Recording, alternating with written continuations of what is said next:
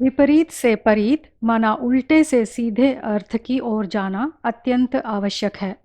श्रीमद् भगवद गीता में उपयोगित शब्दों के मान्य अर्थ मूल के विपरीत हैं।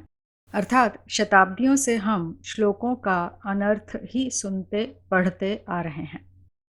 शब्दकोशीय स्क्रीनशॉट्स एकमात्र अक्षर क्रम में सज्जित मॉनियर विलियम्स संस्कृत इंग्लिश डिक्शनरी से हैं। इस कड़ी में हम रथ व क्षेत्र शब्द के व्युत्पत्तिक अर्थ को श्लोक समर्थन कर देखेंगे।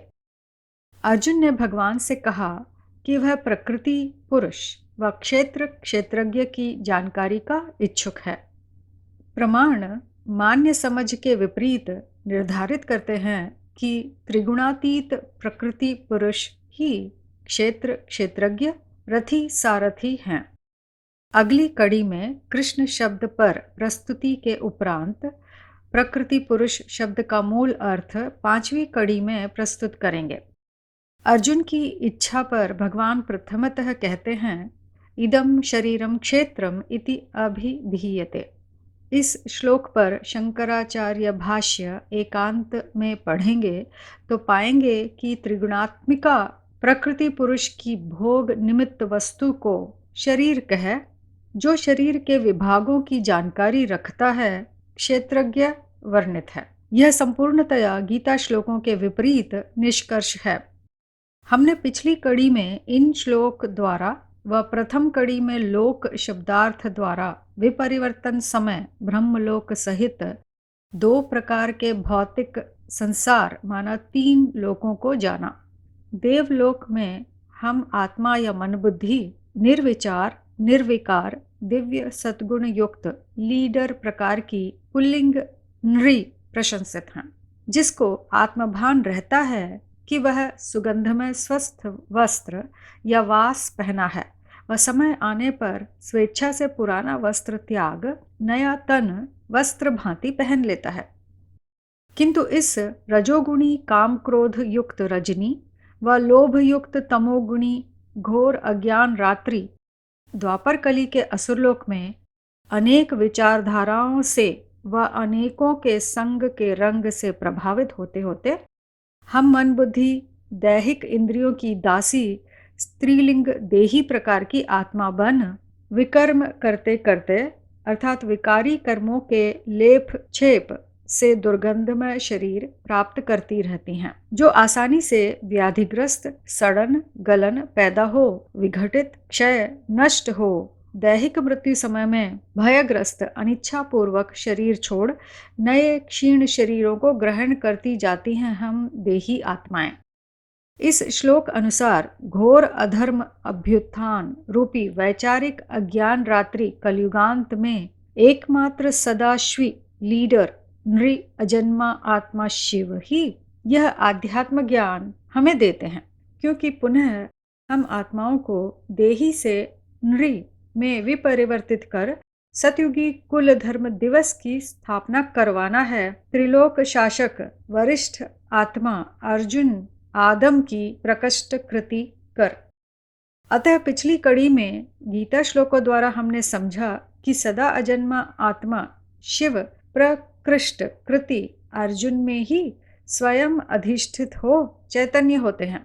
अर्जुन को इस श्लोक में देहभृताम वर माने देही बन पड़ी आत्माओं में वरिष्ठ सीनियर पुकार कर कहते हैं इस देह में मैं ही अधियज्ञ माना ज्ञान यज्ञ का अधिष्ठाता हूँ।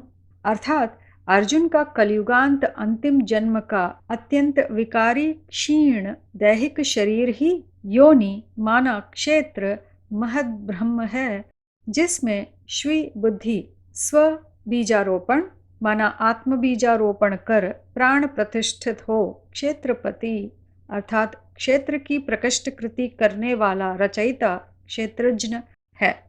इन गीता श्लोक अनुसार संपूर्ण मानव सृष्टि एक कुटुंब तभी कहलाएगी जब सब एक गीतापति ज्ञान सूर्य नेत्र श्रीमत अध्यक्षता से फलीभूत महद ब्रह्म रूपी बौद्धिक योनि या गर्भ रूपी प्रकृति अर्जुन के द्वारा सभी सूयते माना जन्म लें।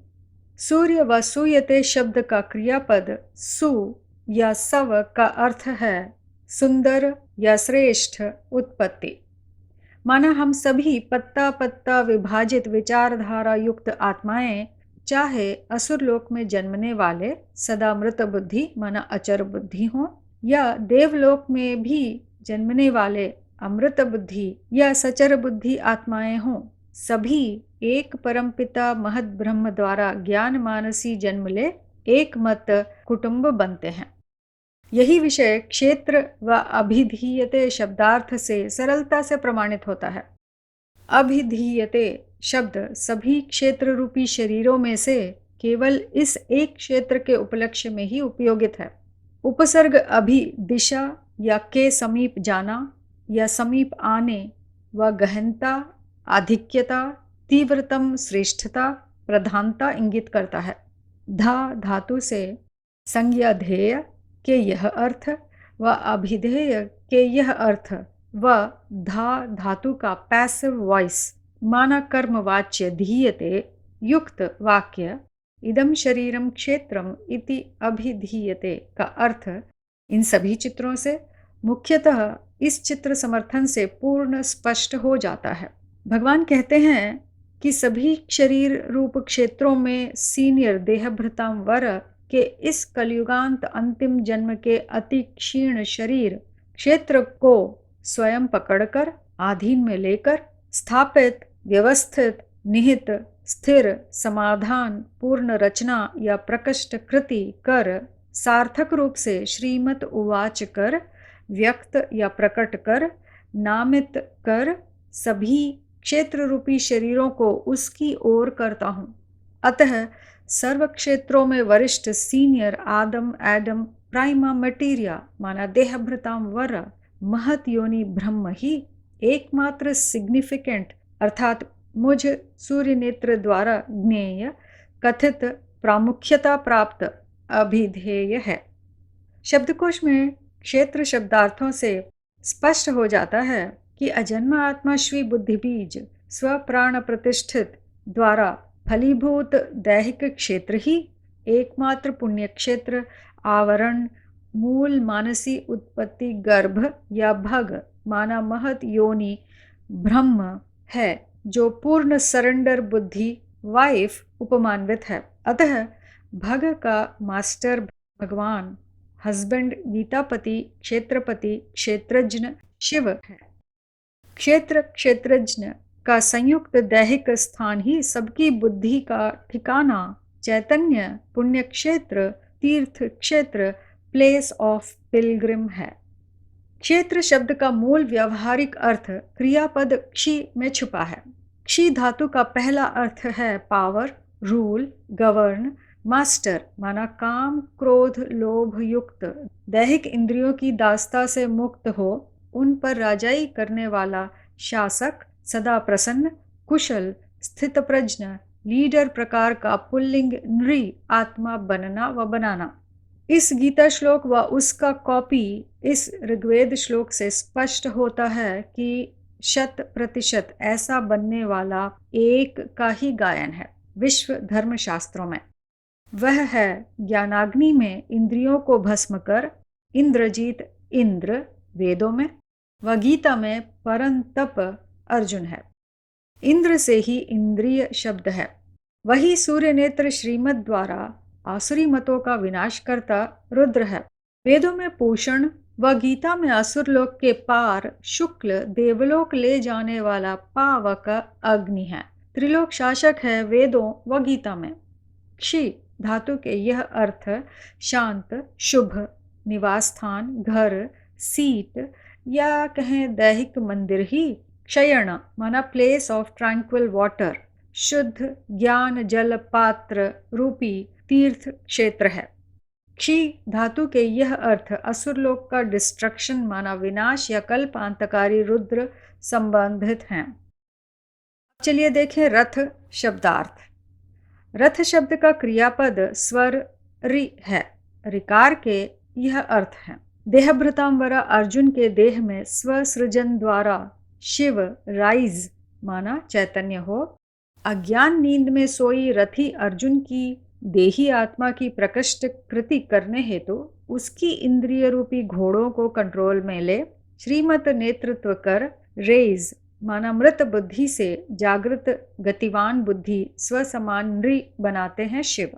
अतः अनेकों देहों की व्यभिचारी याद का संग छोड़ इस रथ को पहचान कर मन बुद्धि से सारथी शिव का अव्यभिचारी संग का रंग रूपी याद की यात्रा करते उस परम पुरुष शिव प्रति अर्पण हो उत्साहित तेजस्वी बौद्धिक गति रूपी स्वपरिवर्तन प्रदर्शन से हम किस हिस्से की आत्मा माना मूलतः असुरलोकीय या देवलोकीय आत्मा है पहचान कर अन्य के अज्ञान मत रूपी सिर को ज्ञान शस्त्र फेंक साध मार अधर्म विचारों को घायल अथवा नष्ट कर श्रीमत सांचे में ढालने की सेवा करते सबके बुद्धि योग का ठिकाना तीर्थ क्षेत्र अर्जुन का अंतिम दैहिक रथ में शिव स्मृति में रमण करने की यात्रा करवाना माना वैचारिक शमनकर्ता की भ्रुवोह मध्य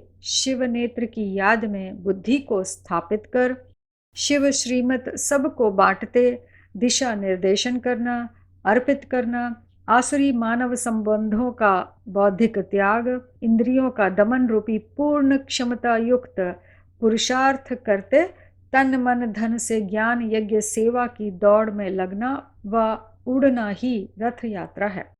रथ शब्द का क्रियापद रम भी है जिसका अर्थ है रोकना शांत मग्न हो जाना। माना गीता के 6 अध्याय अनुसार मन में निरंतर उठ बेचैन डिस्टर्ब करते संकल्पों को शिव ज्ञान से पूर्णतया कंट्रोल कर निस्संकल्प शांत अव्यभिचारी शिव स्मृति में मुग्ध प्रसन्न चित्त अतीन्द्रिय सुख में रमण करना ही मनोरम मनोरथ प्राप्ति है वर्तमान अमृत वेला की। सूर्य नेत्र शिव के श्रीमत रूपी ज्ञान प्रकाश या भा में रमण करने में रत भारत ही रम धातु से राम है। कलियुगांत में तामसी देही आत्मा वरिष्ठ तात क्षीण शरीर क्षेत्र आदम अर्जुन तामसी काला राम है। वह इस तामसी दैहिक फॉर्म या आइडेंटिटी में स्वयं अधिष्ठित हो रहते भी अजन्मा आत्मा श्वी है माना हैप्पी शुभ सदा वाइट राम परमपिता शिव है। इस गीता श्लोक अनुसार काले राम को स्वसमान श्वेत अर्जुन विवस्वान बना तामसी अधर्म अभ्युत्थान हुआ वृद्ध मानव वृक्ष को टर्मिनेट माना अंत कर विचारों व विकारों का युद्ध रहित अयोध्या देवलोकीय सद्धर्म तने की स्थापना करवाते हैं शिव। रथ शब्द का एक और धातु रणह का अर्थ है जो रणहस शिव श्रीमत डायरेक्शन पर मनन चिंतन मंथन कर बुद्धि को शीघ्र प्रवाहित गतिवान कर सृष्टि विपरिवर्तन कार्य करने की दौड़ में ऊंची उड़ान भरने लगे। वही वन्ह या बन्ह धातु से सदा पूर्ण श्वी बुद्धि समान पूर्ण बुद्धिवान बनने वाला रथ का मालिक रथी अर्जुन ही ज्ञान जल पात्र वाटर जार भग ब्रह्म है। ज्ञान सागर शिव की याद में रमण करने वाला सुरों का अधिपति विष्णु बन प्रकष्ट कृति ब्रह्म है। इस गीता श्लोक अनुसार वर्तमान अधर्म अभ्युत्थान समय में एक क्षेत्रज्ञ शिव ही अपने एक व्यापी क्षेत्र अर्जुन का अंतिम दैहिक रथ किस प्रकार का है, किस तालुका से है, किस परिवार में पैदा हुआ है, क्या पढ़ा है, किस प्रकार का अति विकारी है, वह जिस प्रभाव वाला है आदि सर्व विवरणों के ज्ञाता हैं। अतः शिव कहते हैं अनगिनत बाबाओं गुरुओं टीवी फिल्मों यूट्यूब चैनल्स में ढेरों को सुनते व अनेकों तामसी मनुष्य संबंधों के वैचारिक संग को फॉलो करते तामसी पत्ता पत्ता भांति बन पड़े हम सब एक क्षेत्र क्षेत्रज्ञ संयुक्त मात पिता परम पिता महद्ब्रह्म श्रीमत के संग के रंग में एक मानसी कुटुंब बनना है।